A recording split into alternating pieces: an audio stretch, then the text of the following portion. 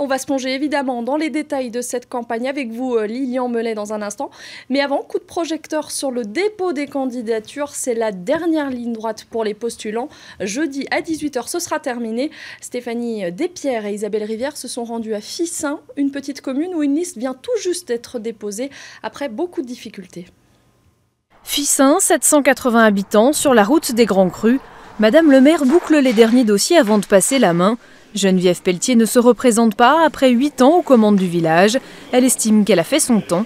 Même chose pour ses 4 adjoints. Et jusqu'à ce week-end, elle a bien cru qu'il n'y aurait pas de candidat à la succession.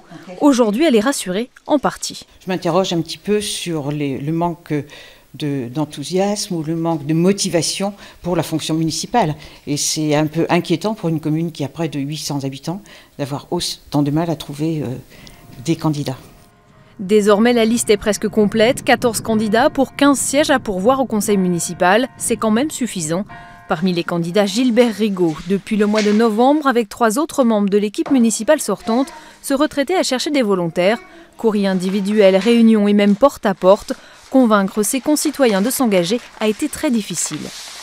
Je pense qu'on favorise plus les loisirs aux bénévolats parce que c'est du temps à consacrer, disons, à notre village, à la population. Pour les gens retraités, il y a beaucoup de retraités qui n'ont pas le temps. Ça, on l'entend souvent. Dossier sous le bras, Gilbert Rigaud peut enfin aller à la préfecture pour déposer officiellement les 14 candidatures. Mais mardi matin, en Côte d'Or, une soixantaine de villages de moins de 1000 habitants n'avaient encore aucun candidat déclaré. Jeudi à 18h, ce sera trop tard pour le premier tour, mais pas pour le second.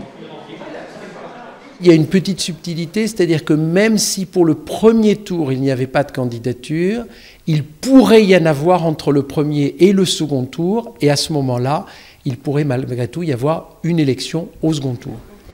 Faute de candidats en revanche au premier et au second tour, pas d'élection, c'est la préfecture qui se chargera de gérer la commune. Et effectivement, une solution de transition est alors mise en place. Voyons tout de suite avec vous, Arnaud, le scénario prévu par la loi. Alors, premier cas de figure, pas de candidat, donc pas d'élection, de délégation spéciale de 3 personnes émissionnées pour assurer les affaires courantes pendant 3 mois jusqu'à un nouveau scrutin. S'il n'y a toujours pas de volontaire, nouveau délai, cas extrême, la commune peut être rattachée à une voisine, une situation inédite. Il y a déjà des cas de fusion volontaire, mais pas de rapprochement sous la contrainte. En général, cette menace suggère des vocations. Un seul candidat, attention, ça ne va pas non plus. Un conseil municipal, c'est au moins un maire et un adjoint. Il faut donc 2 noms. Et puis, si le nombre de candidats est inférieur au nombre de sièges au conseil, dans les communes de moins de 1000 habitants, pas de problème. De nouveaux candidats peuvent se déclarer donc entre les 2 tours. En revanche, au-dessus de 1000 habitants, il faut des listes complètes. On rappelle l'échéance jeudi 18h pour le premier tour. Merci Arnaud. J'ajoute qu'à l'heure du pointage, il reste 109 communes de Côte d'Or de moins de 1000 habitants qui n'ont pas de candidat, et c'est dans Lyon, je vais y arriver. 23 communes en Côte d'Or et 14 en Saône-et-Loire. Et puis maintenant, Lilian, comme chaque soir, gros plan sur une commune. Oui, nous continuons notre tour de Bourgogne des communes en jeu avec une visite à Chevigny-Saint-Sauveur dans la banlieue dijonnaise. La commune a longtemps été dirigée à droite par l'inamovible Lucien Brenaud. Il y avait habituellement peu de suspense au municipal, mais le décès de Lucien Brenaud a ouvert une véritable guerre de succession à droite. Michel Roger, devenu maire, brigue un nouveau mandat, mais l'ancien premier adjoint Jean Perrin revendique lui aussi l'héritage, un conflit qui pourrait faire l'affaire de Louis Legrand, le candidat de la gauche. Explication de Christophe Taris et de Damien Rabézen. C'est une guerre de succession qui ne dit pas vraiment son nom. Mais à Chevigny-Saint-Sauveur, c'est bien l'héritage de Lucien Brenaud qui est en jeu. Maire pendant près de 30 ans de la commune, il est décédé en octobre 2012 et c'est son premier adjoint Michel Roger qui lui a succédé à son bureau. Investi par l'UMP et soutenu par l'UDI, il revendique un héritage naturel. C'était le souhait de Lucien Brenaud. Quelques semaines avant malheureusement ce décès, il m'a dit « Michel, tu reprendras la liste », comme il avait dit d'ailleurs en 1987, dans une réunion au Polygone, un dimanche après-midi. Et donc j'ai suivi naturellement le souhait de Lucien Brenaud, qui est également le souhait naturellement de tous mes collègues du conseil municipal, tout le monde de sa majorité. Mais un autre candidat revendique aussi l'héritage. Jean Perrin, longtemps premier adjoint mais absent de la dernière mandature.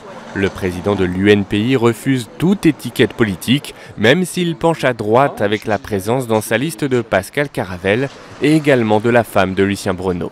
Il y a eu un maire qui a bâti Chevigny, qui est Lucien Brenaud. Il a dit que pour le remplacer après son décès, c'était le suivant de liste. Et il a dit le seul qui est capable de gérer la commune, c'est Jean Perrin.